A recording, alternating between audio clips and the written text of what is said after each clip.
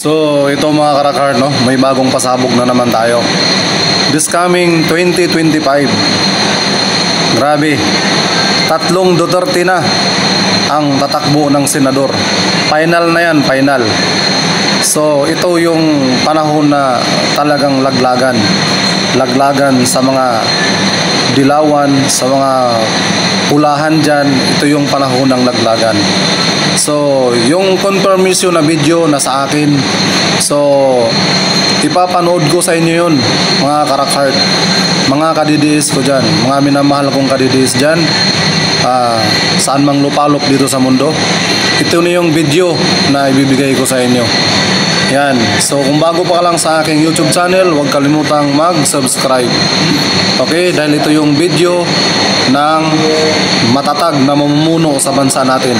Ang 3 Duterte na hinihintay natin, ito na sila.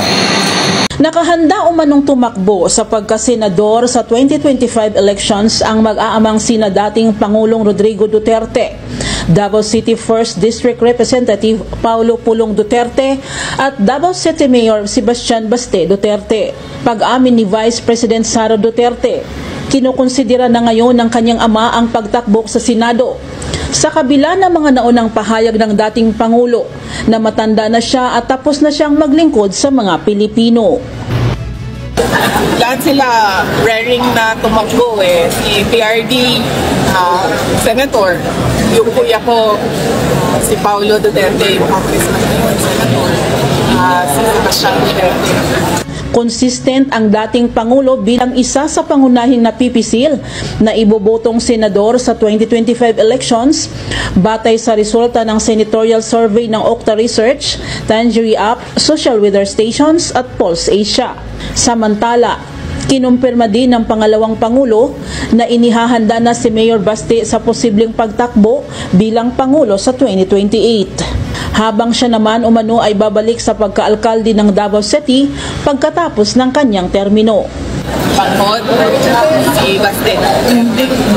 So, 2028. Si VP Sara ay panauhing pandangal sa ginanap na taunang OVP o Office of the Vice President Pride Reception kasama ang mga LGBT sa iba't ibang probinsya ng bansa sa Cagayan de Oro City kahapon June 25. Samantala, nagsalita na rin ang Vice Presidente patungkol sa kanyang scar sa leeg.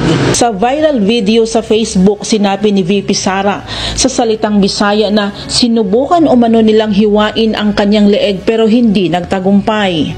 Sinubukan nila ako iburbur pero hindi sila nagtagumpay. June 12, unang nagpakita sa publiko si VP Sara sa Davao City matapos ang ilang linggong kawalan ng public engagements dahil sa pagkakasakit umano nito.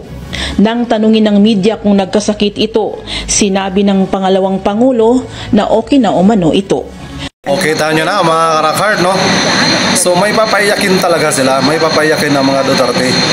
Lagi nilang tatandaan na ang Duterte malakas sa taong bayan.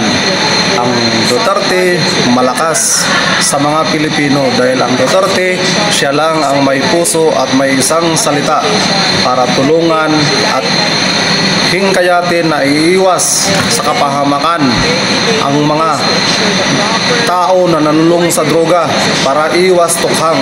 So kapag si Duterte ang bumalik o mga Duterte ang bumalik, guys, asahan nyo yan, guys, tukhangan na naman. So mas maganda, tahimik ang bansa natin, tahimik ang mga ang ano natin, kanya-kanyang barangay natin. Walang hold up, walang snatcher, walang rapist, walang akyat bahay. Tandaan yan, mangyayari yan dahil 3 na ang Duterte this coming 2025. Okay mga karakard, so maraming salamat po sa mga DDS na always na nag-support sa video na to at huwag kalimutan po na mag-subscribe sa aking YouTube channel Rock Heart Official. Thank you and God bless.